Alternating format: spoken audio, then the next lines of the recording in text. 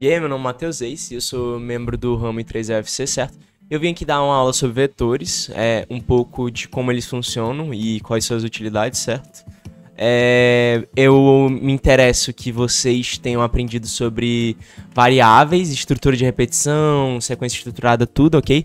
Eu acho que isso é importante citar para que não haja dúvidas no decorrer da aula, certo? Porque isso tudo é conteúdo introdutório, então conforme o tempo, realmente o conteúdo vai ficando mais difícil e vai ter alguns requisitos básicos, então se você tá caindo aqui de paraquedas, eu acho melhor você considerar ver as outras aulas, certo? Que eu explico de maneira bem mais chegadinha esses conceitos, ok?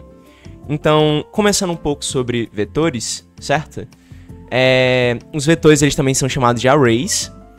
E falando sobre a utilidade geral dos vetores, porque os vetores têm, tipo, dependendo de cada linguagem de programação, eles têm uma utilidade diferente, eles têm maneiras diferentes de serem utilizados, eles têm propriedades diferentes.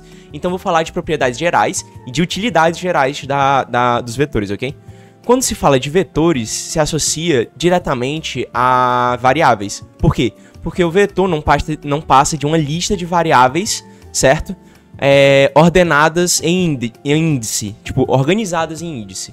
Como assim? Se eu tenho, por exemplo, um vetor que eu vou chamar de array aqui, certo?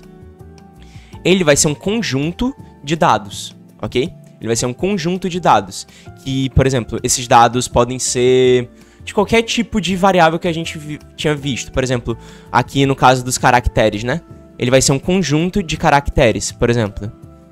C, D, ok?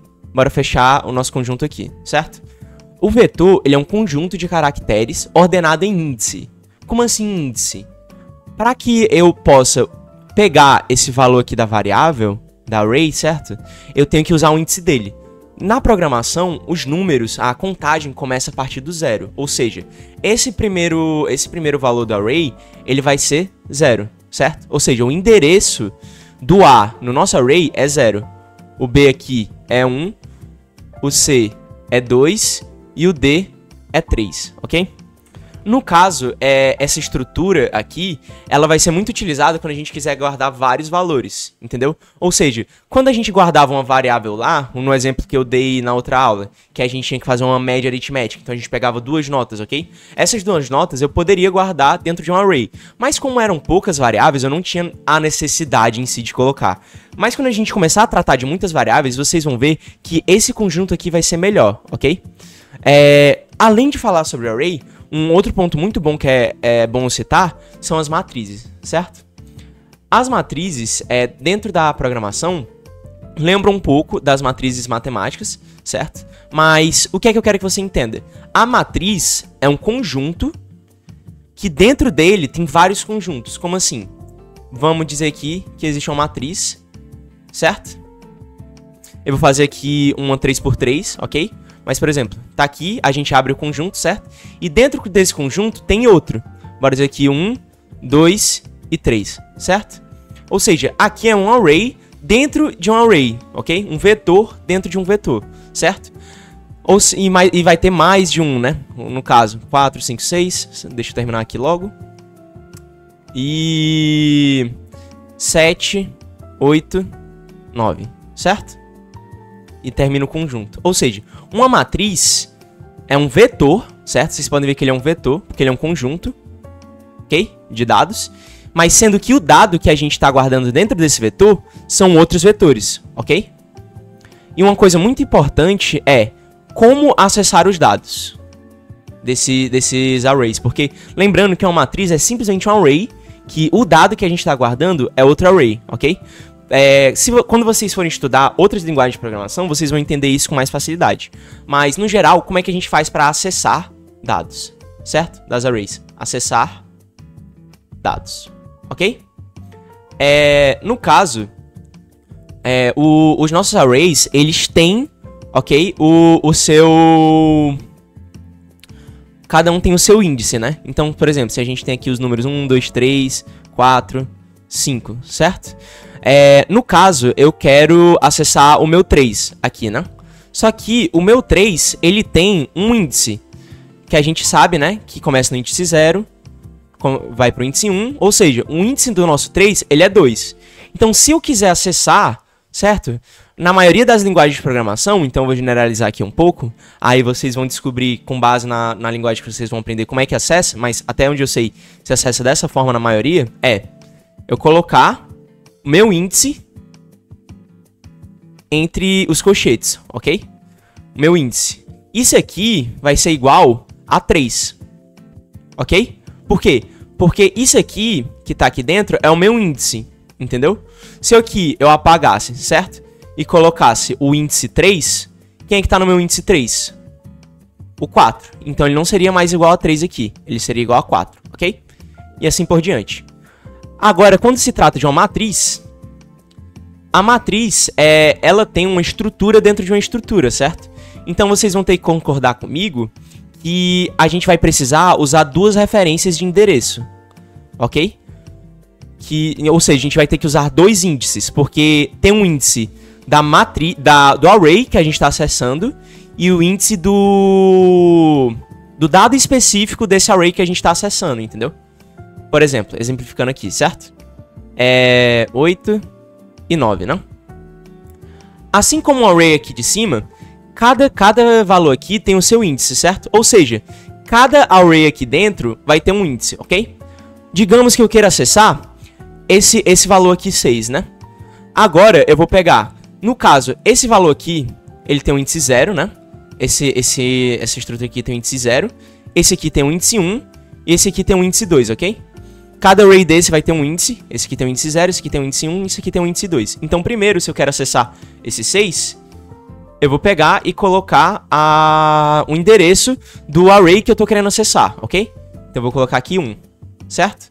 Agora eu vou colocar um índice dentro desse array, ok? O 4 aqui, no caso, o índice dele é 0. O 5 aqui é 1. E o nosso 6 é 2, ok? Ou seja, eu vou colocar logo em seguida o endereço dele, que é 2, ok? Isso aqui vai ser igual a 6, certo? Se eu quisesse, por exemplo, acessar o 9, eu iria olhar qual é o endereço do array dele, ok? No caso aqui, o endereço do array dele é o 2.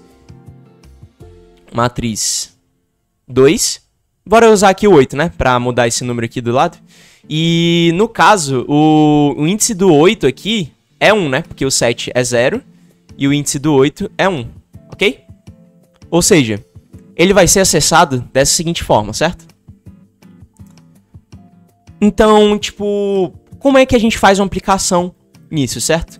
Uma aplicação muito básica que a gente pode ver em vários casos é a gente procurar certo valor dentro do nosso array, ok?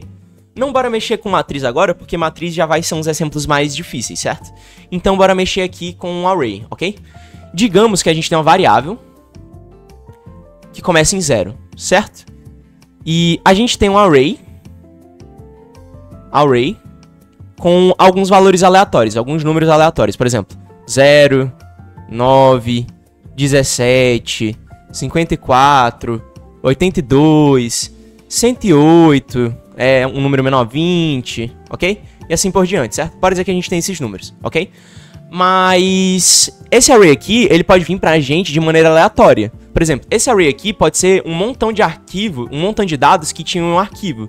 Tipo uma planilha do Excel, por exemplo. Digamos isso. Então, pode dizer que a gente quer achar um número em específico dentro desse array. Como é que a gente pode fazer, certo? Então aqui a gente vai usar uma estrutura de repetição, ok? Como é que a gente vai usar essa estrutura de repetição? No caso, enquanto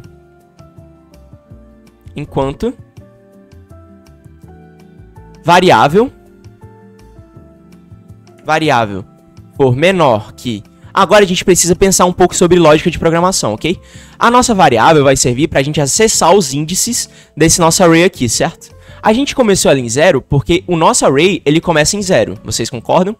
Então, como o nosso array ele começa em 0, a gente pode ver aqui quantos dados tem aqui, certo?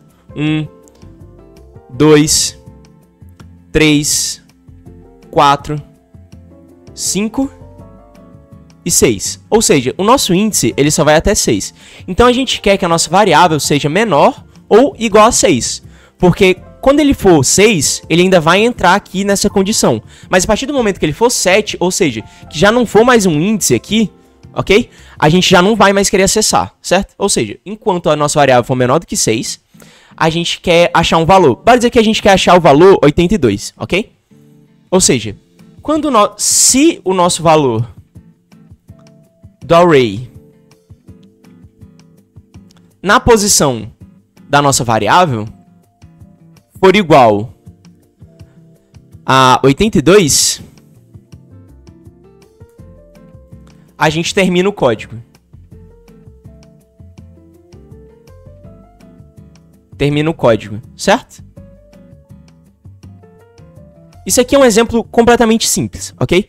Isso aqui é só uma estrutura de repetição, certo? Que vai depender da estrutura da nossa variável, ok? Se o array for 82, a gente termina o código, porque a gente achou o valor 82. Bora dizer que esse é o caso, certo? Mas se ele não for 82, certo? Ele sai aqui dessa condição. Lembrando que a condição só vai daqui até aqui, certo? E se não for, a gente vai aumentar um número a variável. Variável aumenta em 1. Por quê? Porque a gente quer que o valor da variável vá aumentando. Porque se ele for continuar no 0, o que é que vai acontecer? Ele só vai ficar checando esse valor. Então, bora meio que rodar o nosso código aqui, certo? A nossa variável começa em 0, né? Aqui, como a gente começou em 0, ela começa em 0, certo? Enquanto a nossa variável for menor que 6, como esse caso aqui é verdadeiro, a gente entra nessa estrutura de repetição aqui, ok? Se array, que é o nosso array aqui, na posição 0 for igual a 82, a gente termina o código. Bora ver aqui se a nossa array, na posição 0, é igual a 82. Não é, ok? Se ele não é, o que é que ele vai fazer?